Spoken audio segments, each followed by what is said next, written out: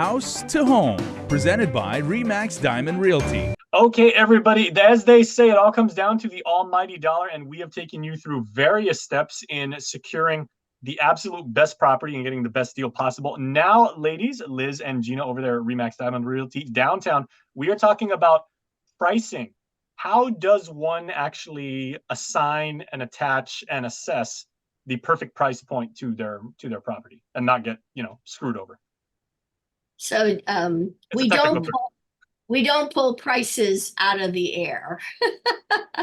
To be clear with that, everything has to be factual. And it's what we normally do is once we do our inspection, we go back into our MLS system and we actually pull comparables, which are properties that are similar to the subject property.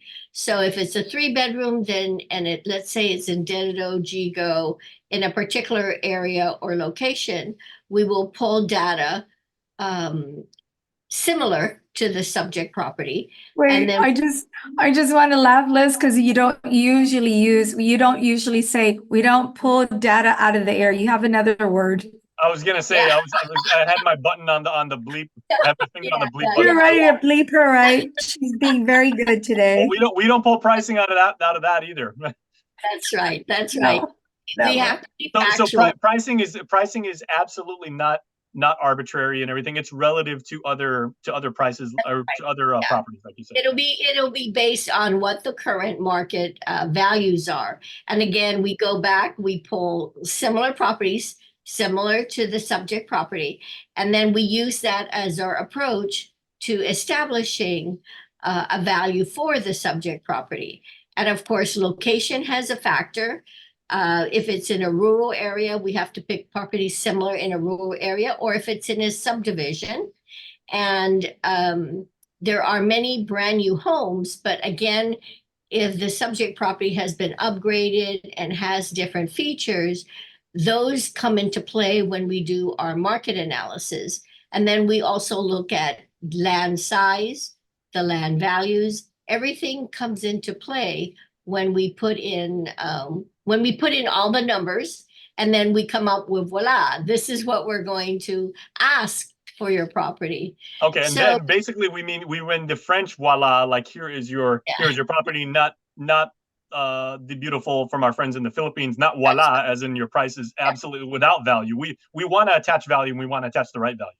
Right. And if it's in a prime location, that may have a little fudge factor to increase your value if it's in a prime location, or there's something particular about that property that may be very desirable. So these are things that Gina and I would look at in terms of our pricing. If we feel that this type property is in much demand, then there'll be a little increase probably in what we're going to ask. And especially if there's competition, we know that in any competition, the price would, of course, go up.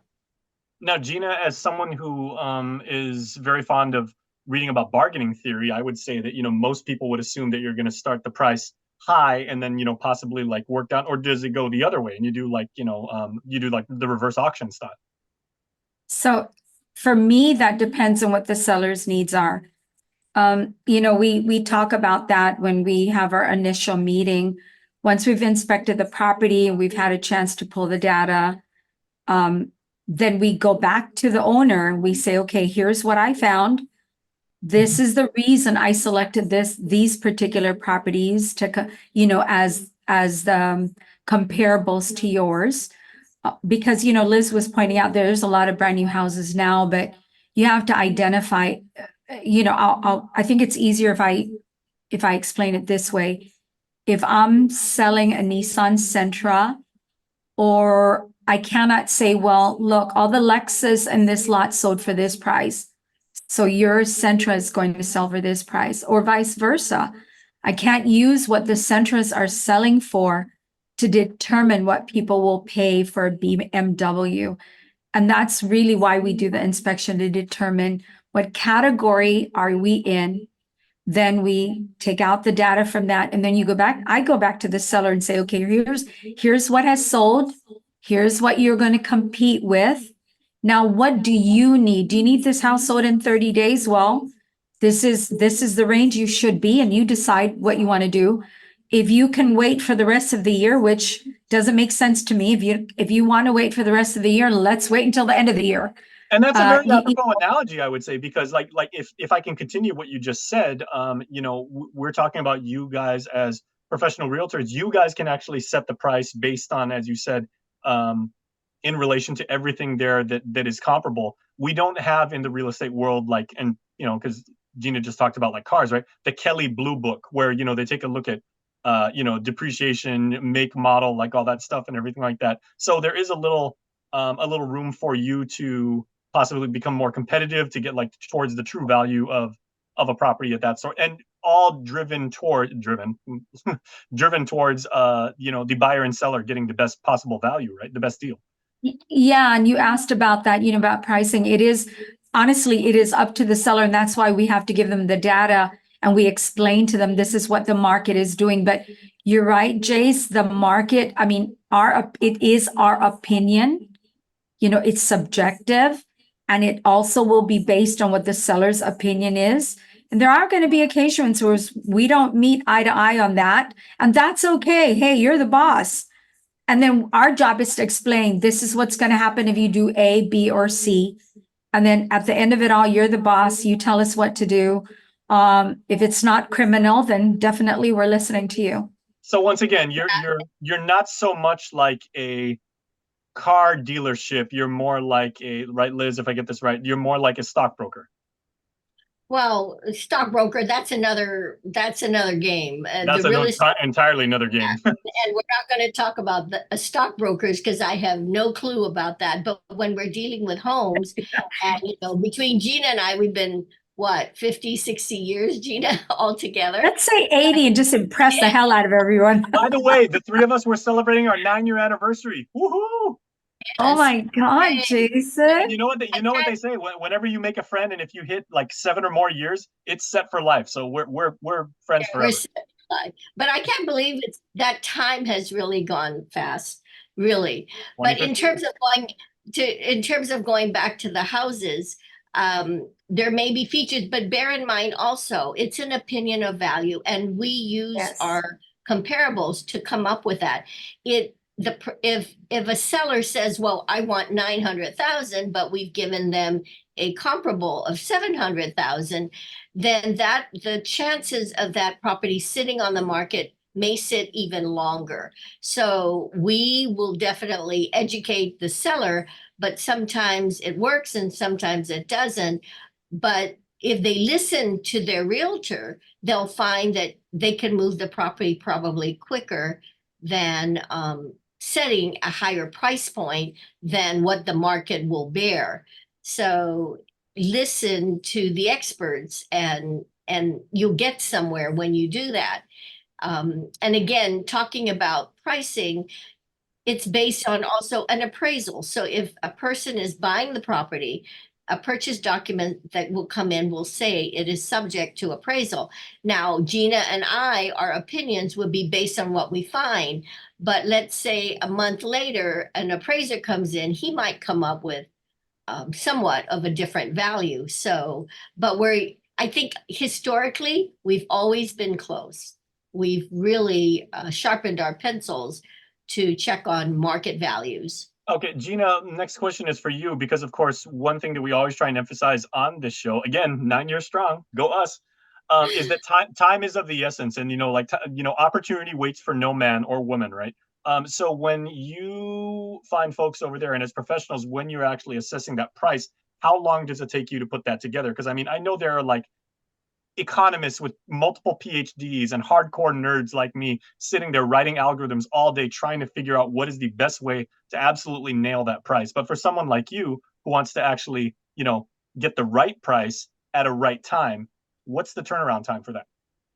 Jace, you know what? Actually, you don't know. That is such a superb question, because people do think, they'll call and they actually think we could do this on the phone. They'll say, okay, my house is here and this is what I've done to it. Can you give me a price? But this is, this is an opinion of value, but it also, Yeah, it is science and art because there's a lot of factors in pricing a home that you can't really say here's the actual the data that explains why I feel this way because it's my opinion, right? And one of the key factors is how do I feel about the market, which means I need to have some assessment of what buyers are doing out there in order to give you that information so you could price your home accurately. And so when it comes to pricing, I spend a lot more time at the beginning of the listing because I have a tendency to want to dig up everything I can before I finish my valuation. I want to get the maps. I want to get the floor plan if one exists. If one doesn't exist, I'm going to send the appraiser there to measure it out because I don't trust measuring it out myself. Yes, I can do it. I know how to do it, but I'd rather get the professionals to do it. And then I want to look at the zoning. I want to look at setbacks. I want to look at how the law applies to this property. I want all that. So I'll take maybe a week or two to put together my valuation before I share it with the owner. Again, do you want it done fast or do you want it done right if you're in the mind of the customer, right? And you're actually trying to take all of your different inputs and all the different dimensions that go into this, both you, Liz, and Gina, and basically trying to say, let me figure out how I can get this to what the actual absolute best pricing value is. And it's like what we do at it's not KWeb. a science, but we really, if you study your product a lot in the beginning, so I feel this is my personal opinion. I spend a lot of time in the beginning because once I list it, I expect it to sell quick. I'm done. So again, there is where time comes in.